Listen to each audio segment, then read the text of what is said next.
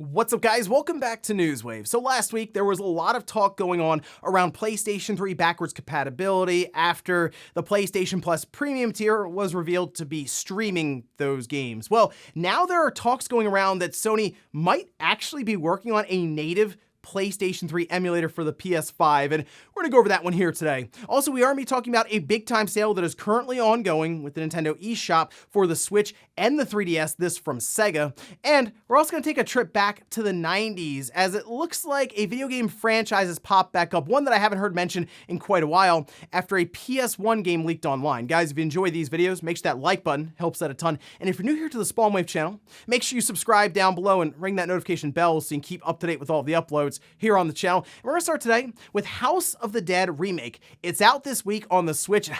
I am curious how this game's gonna turn out, but they have slowly been putting out more and more information around this game as we approach the release date, and they did an entire section on the website, that being Forever, going over some of the finer details here, which we can see posted up, going over the controls, which you can use just gyro aiming, you can use kind of analog buttons and combine them if you'd like. On the Switch Lite, you're only gonna be using standard controls without gyro, but they did go over a few things like local co-op for 2 players, achievements that I guess are built in. This is like similar to, say, what Luigi's Mansion 3 did, where they just sort of built them into like the menu in the game and all of that. A horde mode, up to 15 times more monsters, story mode. Then they will have different performance like modes you can pick for better frame rate, which is great. Multiple endings, leaderboards, all of this. So, I mean, it looks like they're putting a lot into this game, and I'm hoping the gyro at least feels good enough to simulate the light gun shooting. I don't think it's going to be like 1-to-1 or anything, but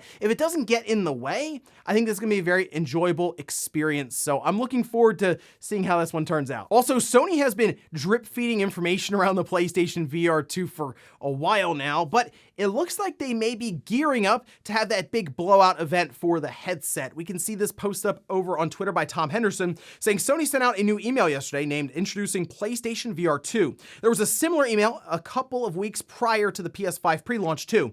It could indicate there are plans for a PSVR 2 showcase soon, as both Greg Miller and Jeff Grubb had heard. That was apparently one of the 3 rumors, is that there was a PlayStation VR 2 showcase of some kind that was upcoming, and it wouldn't shock me considering GDC is now over, and apparently that was one of the big focal points from Sony, was to show off this headset and talk to developers about some of their plans around maybe developing a game for it. And the thing that Sony really needs to put over here with the PSVR 2 are the games. That's obvious, right? They need to show up with some compelling software, some being IPs that are already established, and probably new intellectual properties as well to go alongside of it, but then updates for current games. Like, it seems obvious, PSVR 2 and Gran Turismo 7, like that would be one that I would show immediately, as we know Horizon will be having its own game. But it wouldn't shock me if in the upcoming weeks, we hear that Sony wants to do some sort of showcase for PlayStation VR 2 and just do a big, massive reveal for it. Oh, and if you're someone who's already sold on PlayStation Plus Premium and you're basically gonna be signing up when it goes live in June, might be a good idea to save some money and actually take advantage of stacking PlayStation Now subscriptions. Wario64 posted this up over on Twitter saying PlayStation Now 12-month subscription is $59.99 on the PlayStation Network. This will convert to PlayStation Plus Premium in June, as they're going to do like a regional rollout throughout that month. Remember, that's $120 a year. If you pick this up, it can be $60 a year, and you can actually stack it. Like, I saw some people in the replies stacking even 4 or 5 years, which, hey, I guess you have a lot of confidence in what Sony's going to bring to the table with that retro lineup for at least the PS1, the PS2, and the PSP. If you're having a hard time loading into it from like the PlayStation itself, you may have to go to a browser and load into it there to take advantage of it. But like I said, if you're at least looking at PlayStation Plus Premium and you're curious, even for 1 year, I would take advantage of it here and save yourself $60. And guys, with some of the quick news out of the way, let's get into the bigger stuff. Let's start right away with Sony and their PlayStation Plus service that's going to roll out in June with 3 different tiers, that being Essential, Extra, and Premium. The biggest thing, though, is that PS3 titles will still be streamed. It's something we've been used to with the PlayStation 4 and PlayStation Now for years, and I think most of us were expecting it. There's that little glimmer of hope that Sony would shock everyone and say, nope, the PS3 games are native on your PS5. We figured out an emulator, all of this. You can even pop the disc in if you'd like. That, what a world that would be, right? But it looks like there's a possibility that Sony is working on an emulator for the PS5 to play PlayStation 3 games without needing to stream it from a data center. This was talked about by Jeff Grubb on his channel, which I'll link down below. Definitely check that out there. But we can see some of these quotations that were transcribed by VGC, where he says, "Since talking about this all week, I've asked, it sounds like Sony might be working on emulation for PS3 on PS5. It may take some time. I wish they would come out and tell us that you care about this stuff, because that is what was missing from the PS Plus announcement to me. It seemed like they didn't care about any of it. They just slapped it together, put a new name on it, and sold it." And I kind of get what he's saying here, because they just put out a PlayStation blog, but like the amount of information there in those 3 different tiers, that would be a lot to try to jam into like a 60-second commercial that they may put up, or a trailer, especially when it comes down to the finer points of like, oh, there's going to be streaming. Some regions won't have streaming. There'll just be only just download these games. I think the biggest reason though, let's say Sony is indeed working on a PlayStation 3 emulator for the PS5. I don't think we'd know about it for years, but the reason for that is because it wouldn't be on the PS4. I think we've mostly established at this point the PS4 just isn't up to the task with like the Jaguar cores and the weaker hardware when it comes to the CPUs attempting to run these PlayStation 3 games natively. It was to the point back when the system was launching that apparently Sony, Mark Cerny, they were like contemplating producing the cell and maybe even putting it into the PS4, but the cost, of course, would be much higher, and that was one of their biggest advantages. They had a system that was stronger than the Xbox One, and also $100 cheaper. And right now, what Jim Ryan's trying to figure out is, how do we get people from the $60 PlayStation Plus up to at least $100 or even $120 tier? And they're not really going to do it by telling people on the PS4, that's like the majority of systems they have out there right now, that they're not having these PS3 games play natively. You got to stream them. It just makes that system and that same subscription that you'll be paying for just feel lesser than compared to the PS5. Maybe in the future, when the PS5 gets to a certain point where they don't feel like they have to really rely on cross-gen as much as they are now, and they're just moving away from it completely, they introduce it as a PS5 only feature. They might feel a bit better when they're certainly past like 50 or 60 million PlayStation 5 owners. So that would kind of line up with a couple of years down the road. And I'd like to think that they are working on this, because that'd be really cool to have these PS3 games show up on the store with this PlayStation subscription service, and you realize, oh, I'm not streaming it, I'm playing it natively through an emulator. And yeah, that might mean they'd have different enhancements, whether it's frame rate, which that was not a great generation for frame rates. Anything in like the 20s was like a miracle back then. It was definitely a strange time to look back on, but obviously resolution as well, where 720p was also a big deal to have for your game. But it sounds like, at least when it comes to selection and the publishers that they have involved, they've at least done their homework. This was Jim Ryan speaking to the official PlayStation podcast, where he said, "I'm going to play a little hard to get on that one, but I can tell you free that we have massive publisher participation in this program. We have all the big names present. We have big publishers, we have small indie publishers, we have over 200 partners working with us to put their content into PlayStation Plus. So the lineup is going to be really strong." And that's something I keep hearing, is that Sony understands, in order to get people to actively pay an extra $40 a year, $60 a year, they have to show up with compelling software. So if they truly have 200 publishers or partners involved here, they probably would be able to get access to pretty good PlayStation 3 titles from the height of that generation. So that's the biggest thing now, to me anyway, is I don't really want to stream PS3 games, but if we can get to a point where there's an emulator that just works natively on my PS5, I mean, to me, then it's like, well, yeah, I would like that $120 service, because then you have PS1, PS2, PSP, and PS3 games, all native, potential for hundreds of different legacy titles that may see enhancements. Then, yeah, that value, it seems worth it. Next up, let's talk about a big sale that's going on right now for the Nintendo eShop, and this does include the 3DS, which I told you guys I would at least mention when these 3DS deals pop up, but I do want to put a disclaimer on there. After what I'm seeing currently with the Wii, where Nintendo still has not done any kind of update, or at least any kind of public statement around why people can't re-download games they've purchased, at least want to let you know, hey, there's a possibility that in like 5 or 6 years, we may go through this with the 3DS, but some of these deals are pretty good. So let's start here. I have a list I want to go down, and I want to mention these deals run out April 17th. So you have like 2 weeks or so to check them out. But let's start at the top here with some of the Switch games. Persona 5 Strikers Deluxe. That's $35. Sonic Forces, hey, you know what? If you missed out on it, I know it's not exactly a great 3D Sonic game, but it's $10. Team Sonic Racing, however, great racing game. That's $15. Valkyria Chronicles 4 Complete. $20. Puyo Puyo Tetris 2, awesome game at $20 there. And then I like to throw in some of these collections when they are part of these sales. Sega Genesis Classics at $12. Now let's move into a pretty compelling section for the 3DS, as some of these games are really cheap. Shin Megami Tensei 4, $8. Persona Q, $8. And Persona Q2 is apparently on sale. It doesn't necessarily pop up on the web browser or anything, but if you look at it on your 3DS, Q2 is $10. That game is very expensive on eBay physically right now, so that's a good deal to pick up if you wanted to play through it. Etrian Odyssey Untold at $8. Etrian Odyssey 5 at $9. They also have Nexus at $10.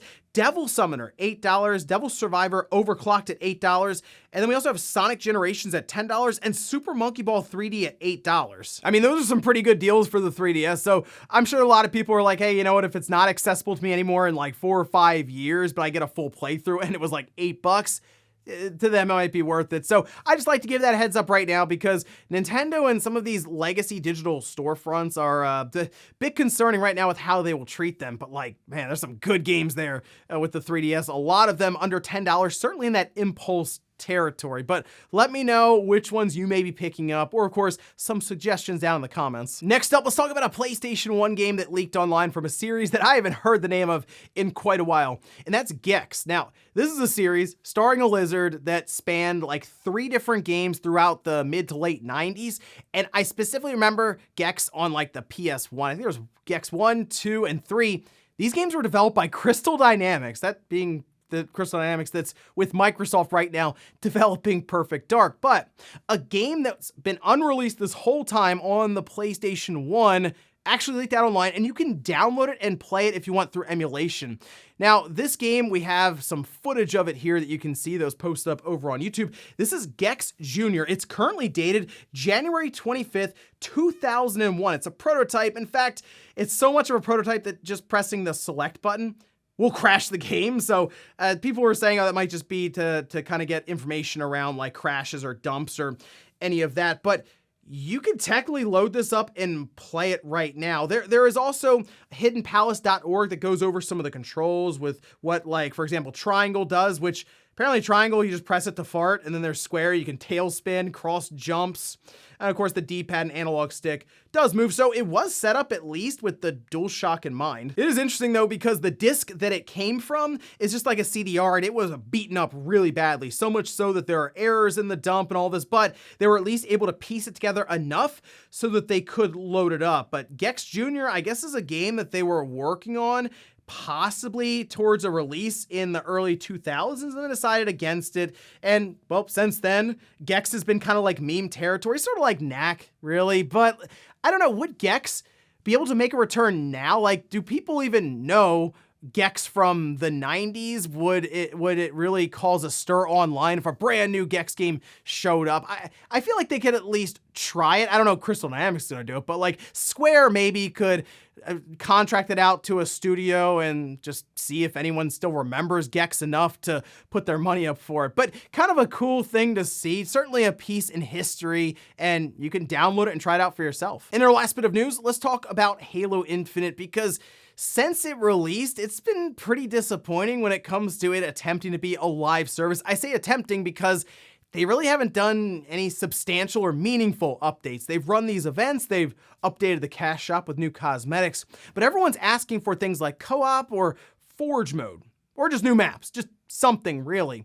Well, we keep seeing these updates here and there, and the community just appears to be kind of fed up with it at this point. Take a look at this. This was posted up over on Reddit. This is from Brian Gerard, who also goes as Sketch, who's the community manager over at 343. Said the monthly community update recaps overall Halo happenings from the past month. This is not the Halo Infinite update, nor the Season 1 outcomes blog I mentioned was coming. That's still in the works and should be landing tomorrow, saying cue the April Fool's memes. However, over on the subreddit for Halo, yeah, they weren't having it. So much so that Sketch actually replied saying there are indeed a lot of challenges and constraints. We're certainly not happy to be unable to meet player and community expectations. It's a difficult situation that's going to take the team time to work through. Right now, the focus is on Season 2, and we'll have more to share on that in the coming weeks. Meanwhile, a lot of production planning, costing, planning, hiring, etc. is all happening, which doesn't really lend to detailed regular updates. We understand the community is simply out of patience, and frankly, I think understandably tired of words. We just need some time for the team to get the details sorted, and then we could certainly share as much as we can.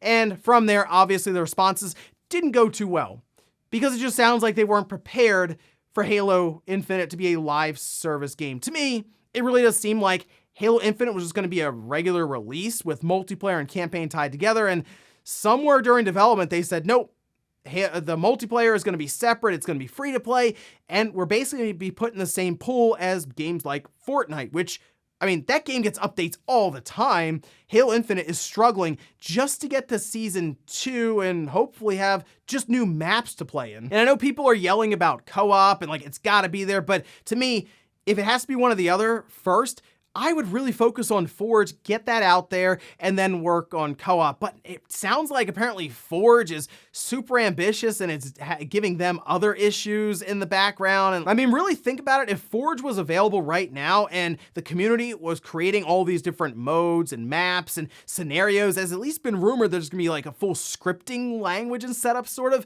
you may not notice 343 not showing up with continuous updates as much, because the community will step up and at least put some sort of content out there while 343 is working on the next season. I know people are screaming for co-op, but like to me, Forge is the most important thing because, well, we've seen 343 attempt to keep up with updates and it has not gone well. And before we go to the comment of the day, we're gonna take a look at the poll that I posted up yesterday where I asked, Chrono Cross is out this week, are you picking it up? 13% said yes, getting it ASAP or ordering the physical copy. 28% said I'll wait for a sale and get it later. 58% said no, I'm not interested. I mean, waiting for a sale, it could go down to like $10, I'm sure, down the road, as Square will do that with some of their Final Fantasies and other titles that are digital only copies. And right now it's gonna be $20 on like the eShop and the PlayStation Store and all of this. I still think at $20, I mean, it's a good game overall. It has a hard time because it stands in the shadow of Chrono Trigger, but I think it's worth a pickup even if you don't have any kind of nostalgia for it. Yes, it's still mostly looks like a PlayStation 1 game that's been cleaned up for larger displays, or even like on the OLED Switch, that should look pretty cool. I'm going to be picking it up physically. I already played it back in the day, but having like a copy of it on cartridge for the Switch, where I'll probably be playing it mostly as a portable game, should be a lot of fun. And we'll finish up with the comment of the day as you're seeing here. This is from Luther saying, that was actually a well done April Fool's joke due to how serious Newswave usually is. That was kind of my goal. April Fool's Day, a lot of times I'll skip because it seems like the trend is create something so ridiculous people know it's a joke before they go into it. Hopefully it's entertaining enough from there. I want to do something where I actually try to fool people. Like that's the goal, right? It's like April Fool's has gotten to the point where it's boring and predictable. And I thought, well, maybe if I throw this in there with all the stuff that's set up for the week with the Sony rumors and I'm straight-faced about it for 2 minutes, people may realize they prefer to be like, maybe this is a thing, and then obviously reveal that it's April Fool's joke before we move on, so people don't actually think that Sony bought Konami. That was just kind of the way I wanted to go about it, and for the most part, looking at the comments, it seemed like it actually tricked or at least fooled quite a few people. And ladies and gentlemen, that's going to do it here for Newswave. If you enjoyed this video, guys, hit that like button, it really helps out. If not, hit the dislike. Leave comments down below about everything we talked about here today. It was a PlayStation 3 emulator being developed by Sony for the PS5. Do you think that's something they're actually doing, and could we see it in a couple of years? And also, what about Gex, specifically a new game? Do you think that's something that could actually catch on and do well for Square? Thanks guys for watching, and I'll see you next time.